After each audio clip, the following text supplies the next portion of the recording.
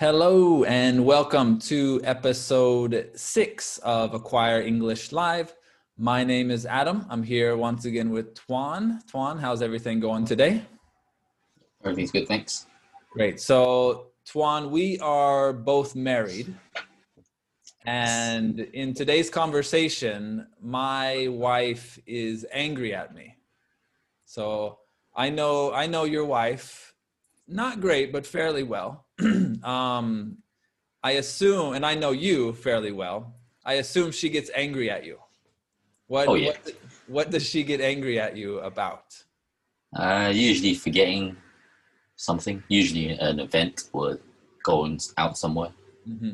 And if I make other plans, she's pretty angry. I can imagine.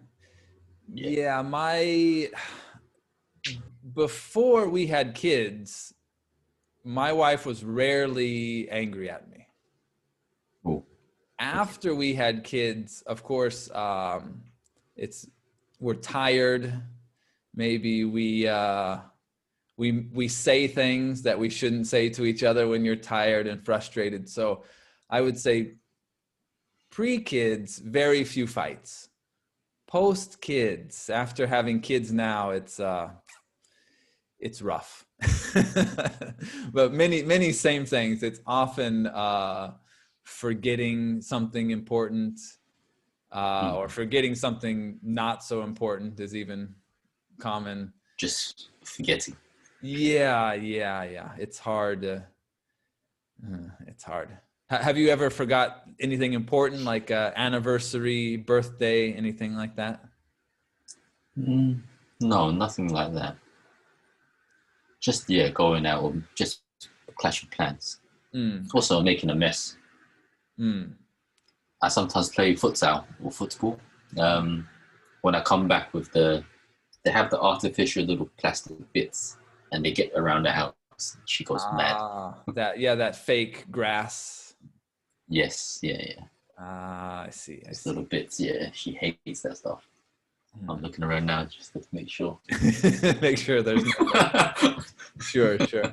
Yeah, I think actually my wife is the messy one, but I generally bite my tongue. I don't say anything about it, but I would say my wife is generally the messy one in our relationship. But anyway, today's conversation, my wife is angry with me about something. So let's have a listen to today's conversation.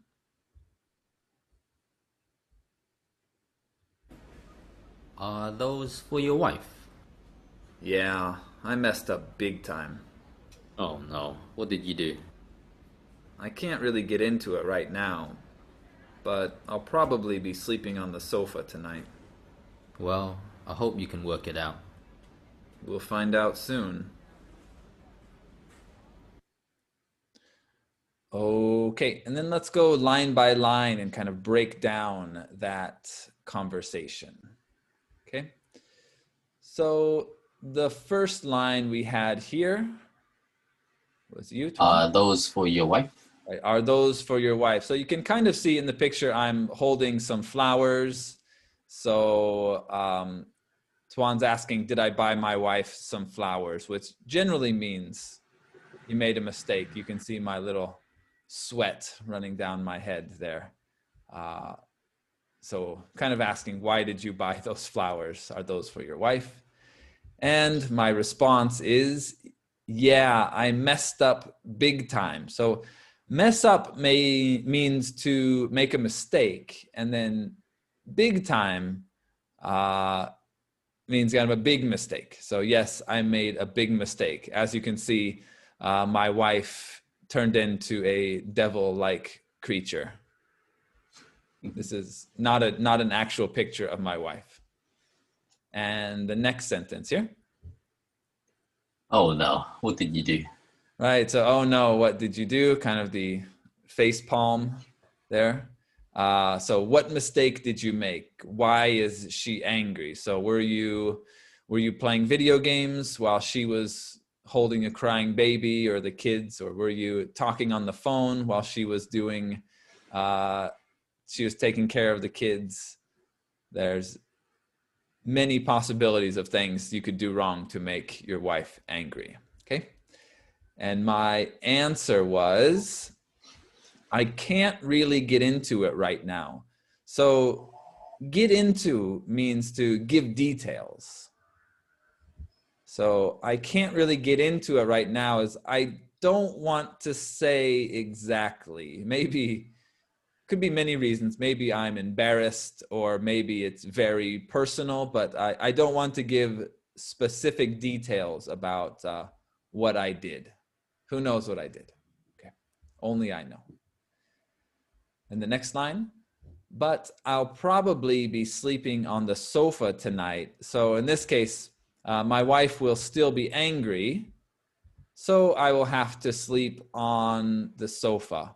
Have you ever made your wife angry enough that you had to sleep on the sofa, Tuan? No, not really. No, yeah, my wife has never kicked me out of bed. Luckily, I've never been that bad. So we must not be terrible people. I guess that's what that means. Okay. And the next line. Well, I hope you can work it out. Right. So I hope you can work it out means I hope you can repair your relationship. So we'll get into work out a little bit here shortly, but I hope you can work it out means I hope you can repair or get your relationship back to normal. Have a loving relationship again. And the final line here was, we'll find out soon. So maybe I'm on my way home now. I've got my flowers. So I'm going to give these flowers to my wife. I'm going to say sorry. So very shortly, I will know how mad she is. I will know shortly. Is that okay? So the main point in today's conversation was we had a few phrasal verbs, and the main one here was mess up. So mess up means to make a mistake.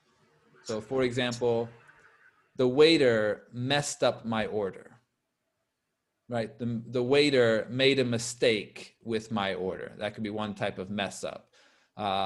In the conversation, I messed up. I did something wrong, which made my wife angry. So I made a mistake. We can also mess up something, which means to damage or spoil something. So for example, we could say, I messed up my ankle playing soccer. Is that okay? Tuan, have you ever messed anything up? You play a lot of futsal, a lot of soccer. Have you messed up anything? Luckily, not really, but I could think my cat messes up my curtains. Okay, yeah, it's another one, damages the curtains, right? So a cat messes up the curtains. Yeah, I can't think of anything I messed up. I messed up my knee, I suppose, playing basketball in junior high school. Maybe junior high school. It's quite a long time ago. Again, I have 2 kids, so they mess up my house every day. It's a big one, especially the younger one. But in this case, I messed up my ankle playing soccer. So one point to talk about here is with phrasal verbs, little mistake here. So we say, I messed up something. So I messed up my ankle.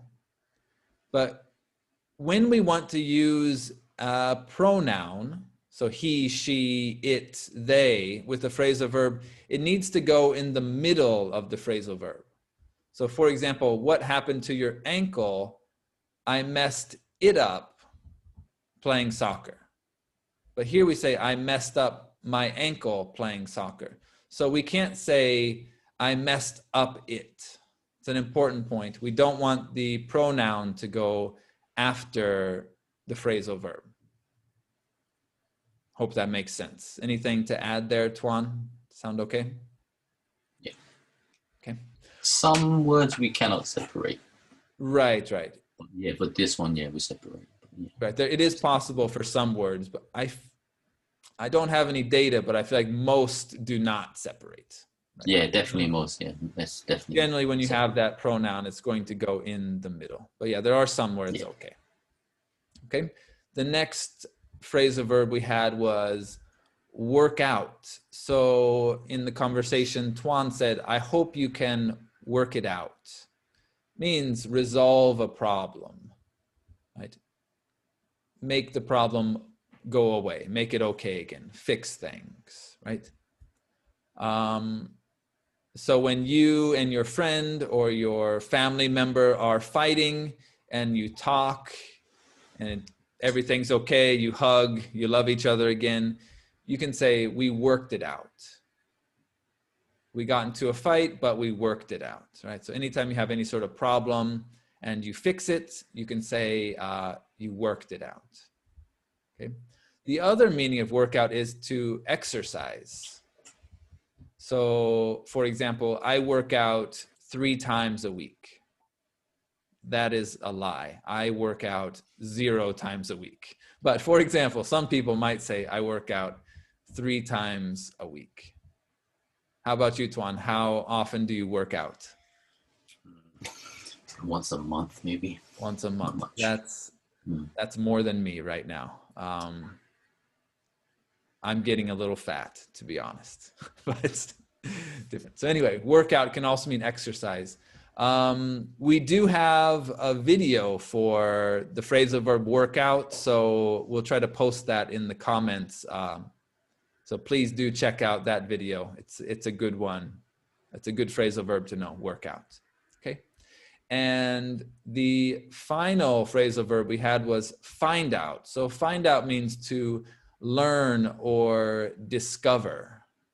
So you find out some new information, you learn or discover something new.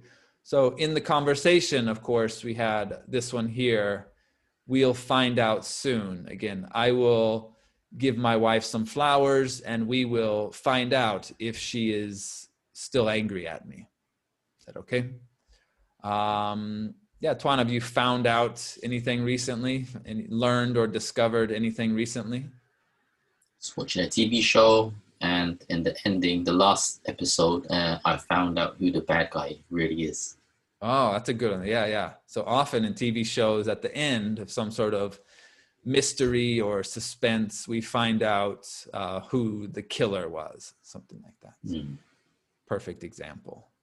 Is that okay?